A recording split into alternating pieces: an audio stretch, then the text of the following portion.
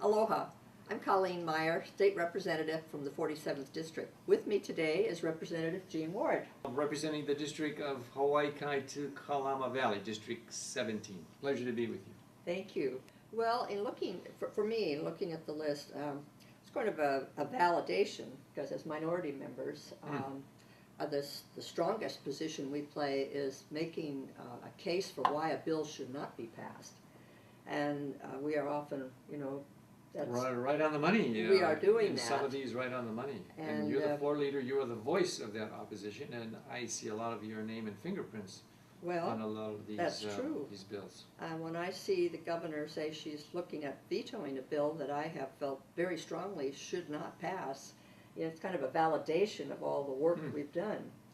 So, I feel good about a lot of these, and we still don't know for sure whether she will veto them. And what I could see a pattern was also she vetoed a number, well, she said she was going to possibly veto many bills that had money in them for, was it really important?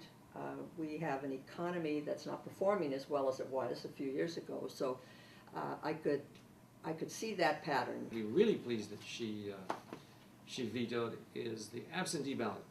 Why to make this permanent, and the misuse, abuse, and the lack of safeguards? I think she was very wise to veto that bill.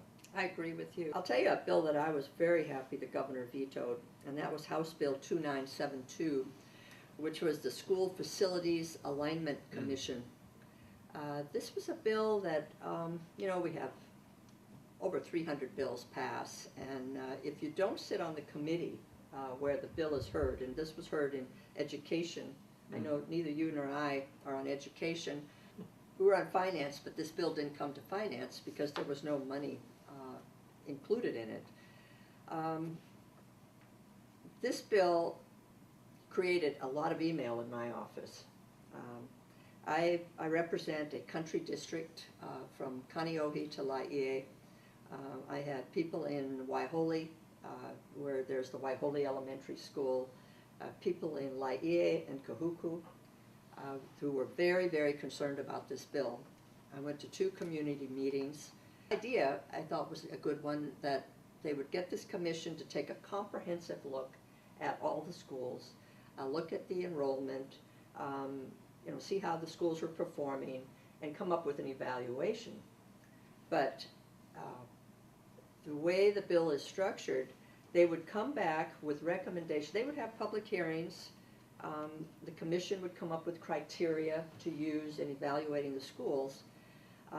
Then they would bring their recommendations back to the legislature. The problem with this is the bill was written in such a way that the legislature would have to either disagree in totality with their recommendations. They couldn't tweak it or make little changes. And if the legislature didn't pass a resolution that said we don't agree with these findings, the recommendations of this commission would become law at the end of the legislature. It's like if you do nothing, it becomes law. And that's, I think, very dangerous. At the Laie meeting, I encouraged the people in that room who were very, they were afraid that their schools would be closed.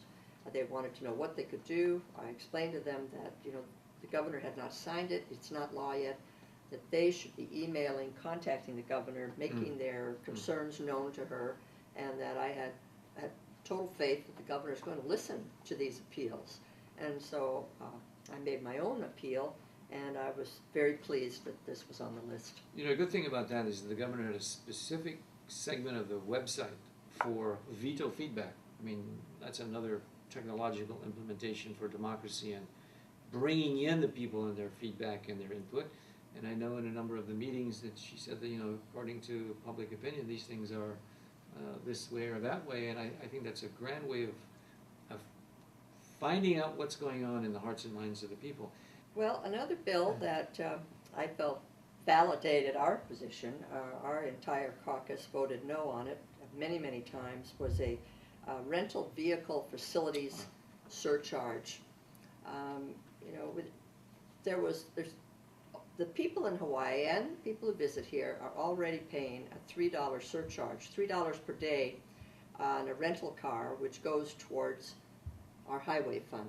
We've come up with a new fee, $1 a day, which brings the total up to $4, and some of it going into this rental vehicle facilities charge, which is theoretically, if you rent enough cars for long enough, there'll be enough money there that a very nice rental car facility could be built just off the airport site, kind of like they have in Maui. And when we were hearing the bills, it's like half the rental car companies were for it, and the other half said, not us, hey, we don't want this, you know. And so here the very people that would benefit were not joined in unity. When there's not a consensus like that, I think we, as well as the governor, in this should be very cautious, because this is basically brick and mortar for that industry. But let's face it, tourism is going to have a downturn, and this $3 is often something that comes up and surprises and bites tourists. And then when it becomes $4 with this bill, it's even worse. Another bill that I voted against many, many times was the clothesline bill, which was billed as a solar energy saving bill.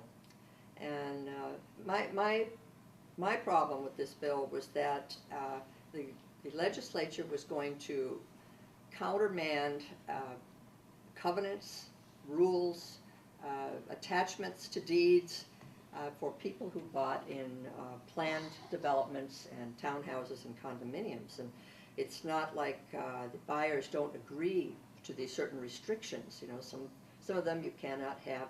Remember when we used to have TV antennas on the roof? Yeah. Some will say you cannot park a boat in your garage, in your driveway. I mean, there's all kinds of rules, and people are made well aware of them before they purchase there.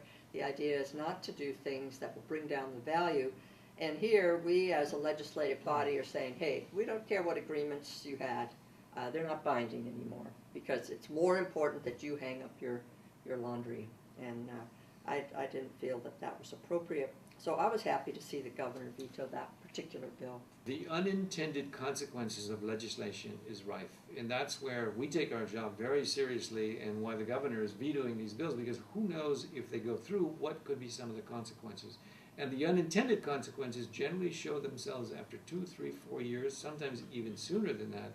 And that's why this bill and all of the other ones that we've spoken of, I think, are a good beginning to what now hopefully will be a dialogue between the people of Hawaii, the governor's office, and the legislature. My issue that I would like to see, and we haven't spoken of it yet, is the important ag lands.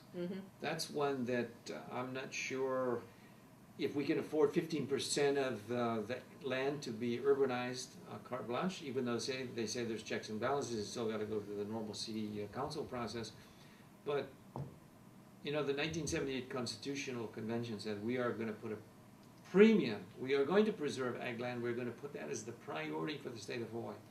And the sense of place in Hawaiiana is not going to be the same if we pave over. Right now, 60% of all pineapple and sugar lands are growing weeds and growing houses.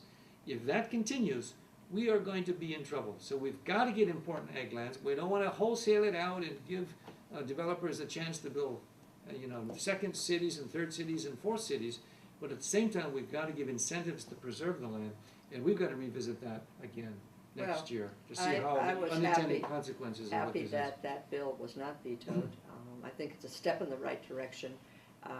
Sugar's been out for years and nobody's using those sugar lands, and by giving an incentive to the developer, tax credits, the property owner, and as tax credits for the farmer who puts improvements on the land and starts working the land again, it's a positive step.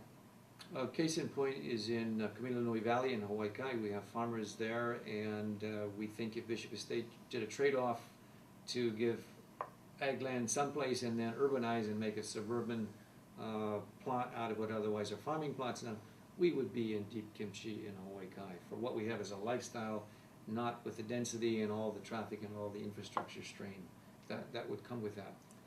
But I'm happy that we had this opportunity to talk about a few of the bills that the governor looks like she's intending to veto. And until next time, it's Colleen Meyer saying aloha. Thank you and aloha.